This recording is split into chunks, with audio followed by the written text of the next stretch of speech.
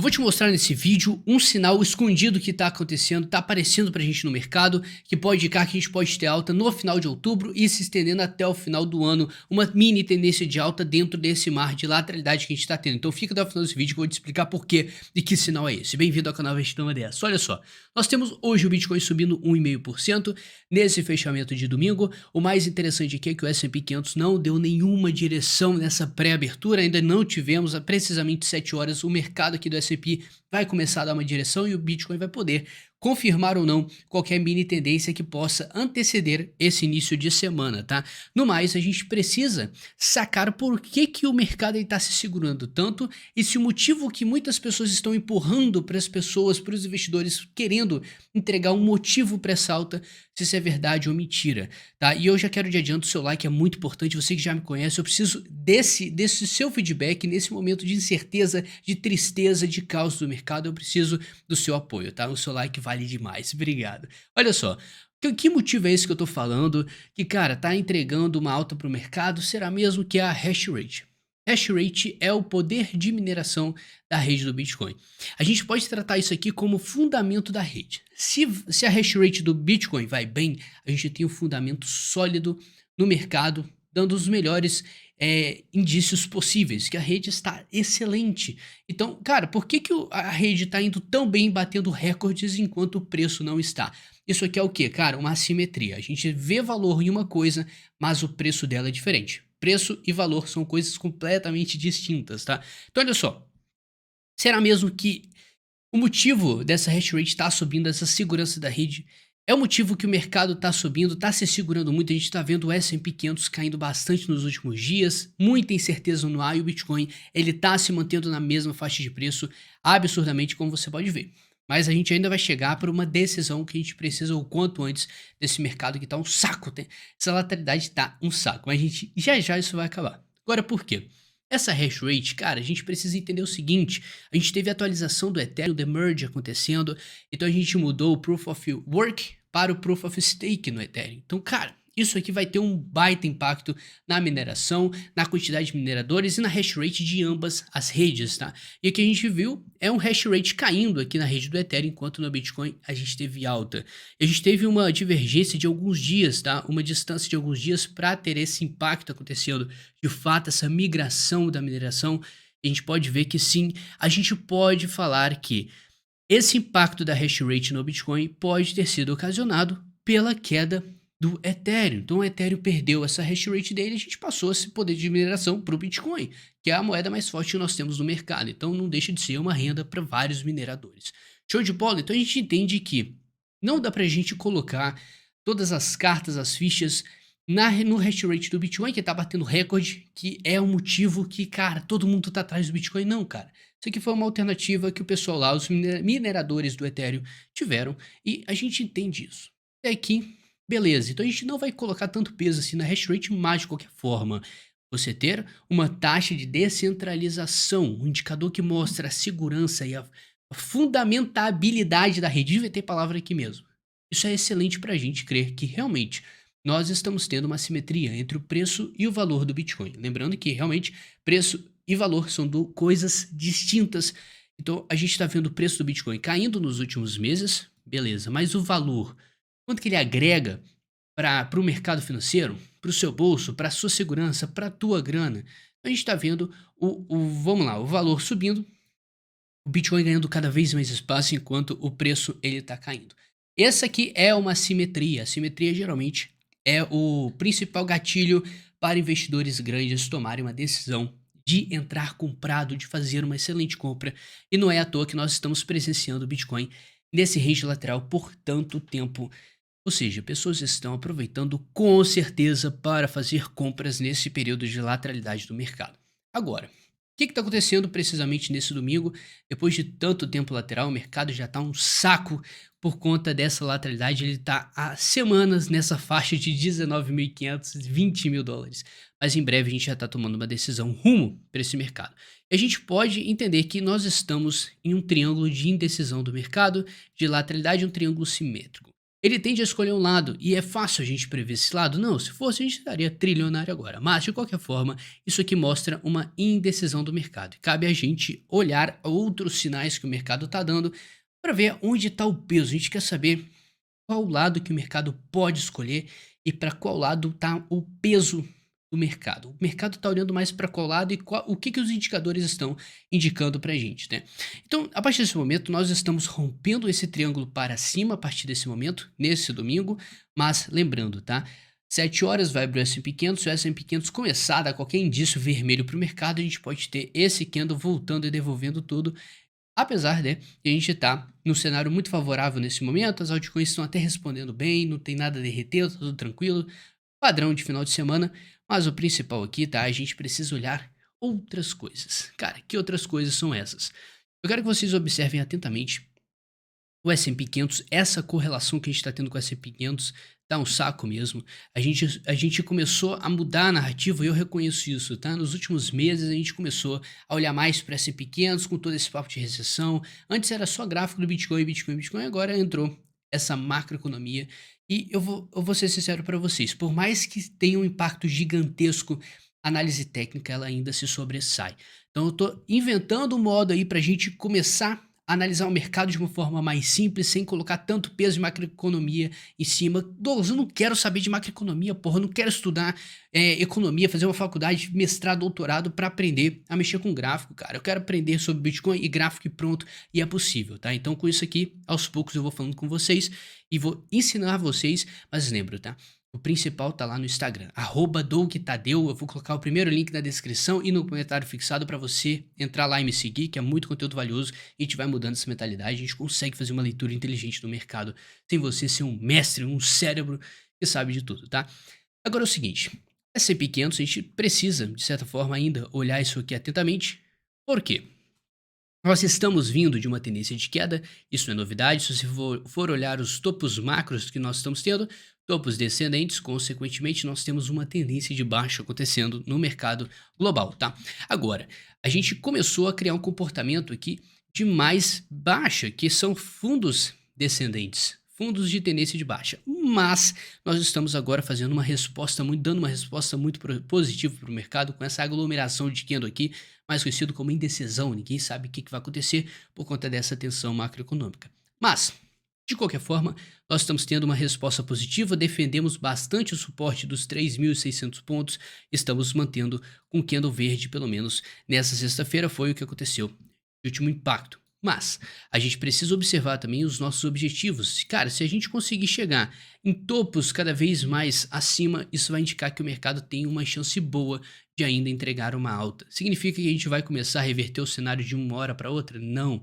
A gente precisa entender que o mercado trabalha em ondas e existem, dentro de uma tendência de baixa, ondas de alta. E tendências de alta, ondas de baixa existem. Agora, qual que é o nosso alvo mais próximo que nós podemos ter nesse momento?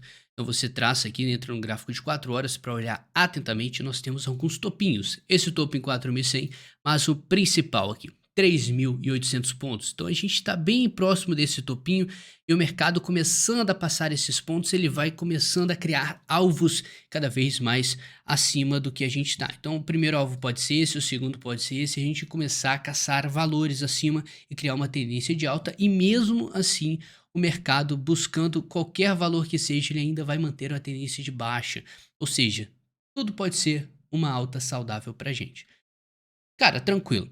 E o S&P 500, ele pelo menos ele está entregando uma resposta muito positiva, defendendo esse suporte aqui, isso que é excelente para a gente, e nós já estamos evoluindo tudo isso aqui para uma lateralidade. Ou seja, se ele romper isso aqui para cima, podem encarar isso como um ponto extremamente positivo para o nosso mercado, que isso pode respingar para o Bitcoin. Mas o principal não é isso. O ouro desse vídeo que eu quero mostrar para vocês é o S05Y até o 20Y, até o 30, né? Que aqui tá fora de ordem. Vamos lá. O que isso significa? Aqui eu acabei olhando no Twitter uma análise inteligentíssima acontecendo e faz muito sentido. Quando a gente tem aumento da taxa de juros, a gente tem o quê? A renda fixa entregando, dando mais retorno para os investidores. Beleza, então os juros aumentam, os investimentos mais conservadores entregam mais juros do que o normal.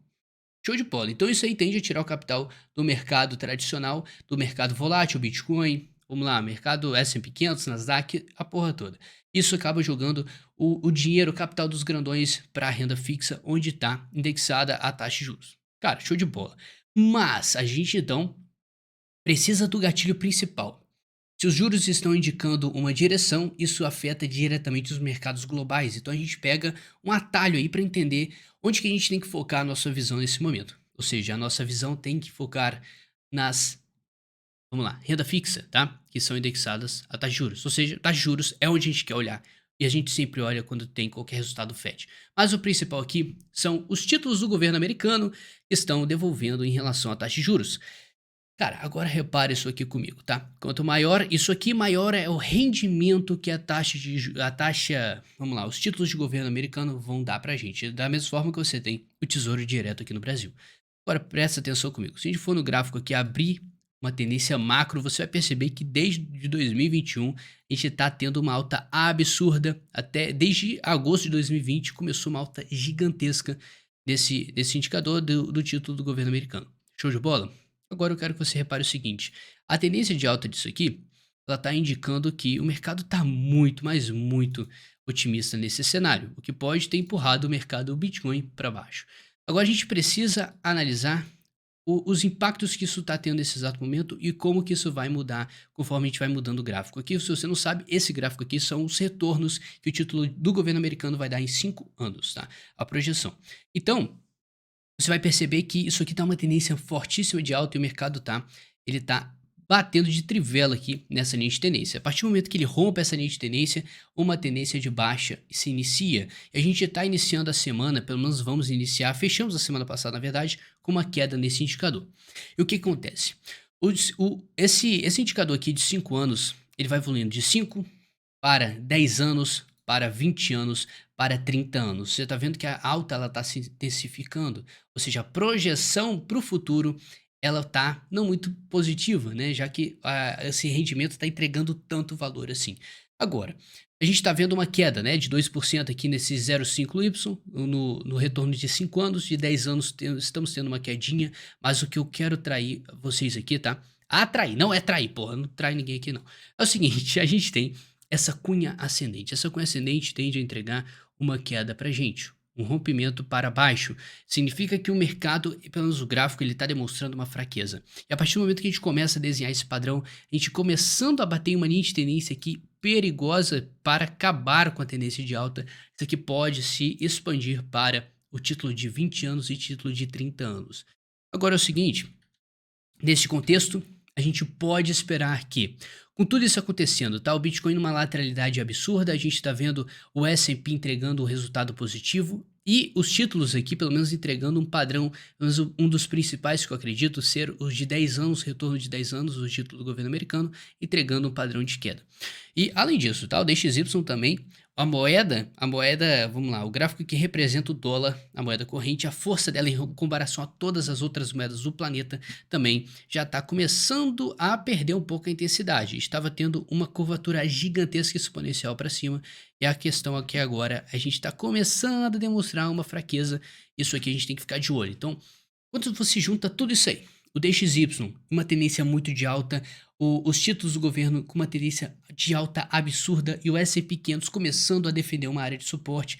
Cara, você casa isso tudo, macroeconomicamente falando, a gente sabe que não tá nada muito positivo aí, né? A recessão tá batendo a porta, inflação alta pra caramba, querendo aumentar a taxa de juros pra caramba, mas a gente tem que analisar o conjunto dos dados. E pelo menos aqui a gente ainda tá com uma possibilidade de ter uma alta no médio prazo, sim, cara. Tendências de queda.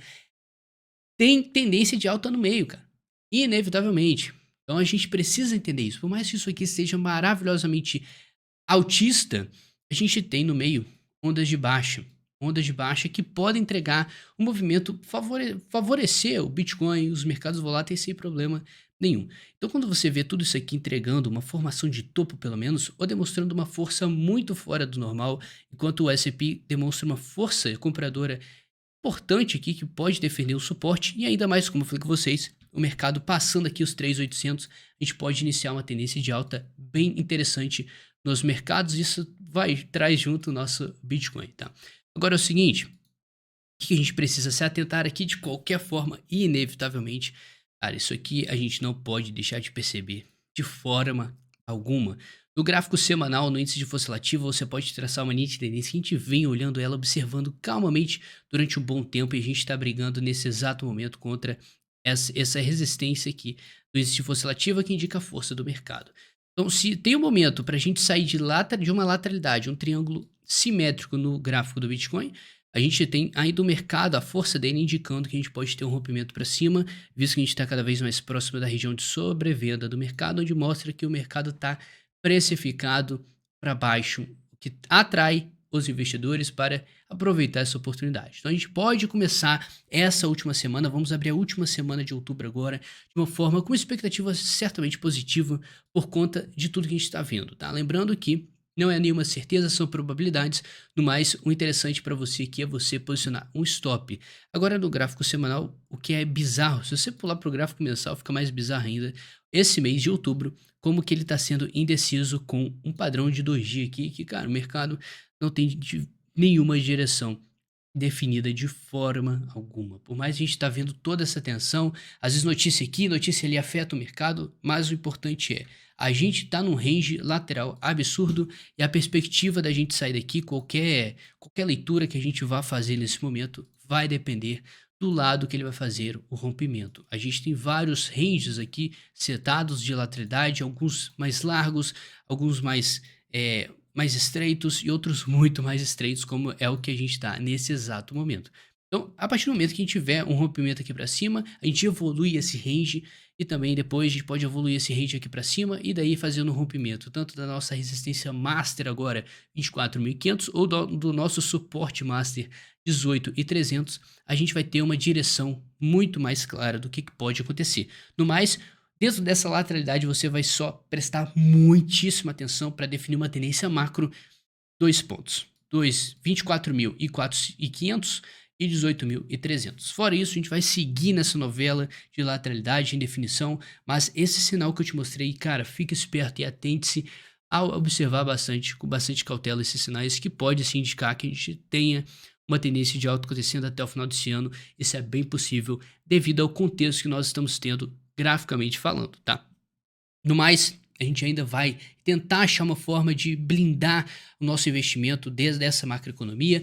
Eu te lembro, tá? Se você não tem conta na Fimex, a sua hora é agora. Você clica no primeiro link da descrição também que eu vou deixar, um link para você abrir sua conta na Fimex. Tem vários benefícios, você pode fazer depósito via Pix, é instantâneo e a taxa é zero, além de ter as menores taxas do mercado batendo de frente com a Binance, tá? Então sai da Binance, vem para Fimex e aí você resolve todos os seus problemas. Tamo junto, forte abraço, uma excelente semana para você, é nóis.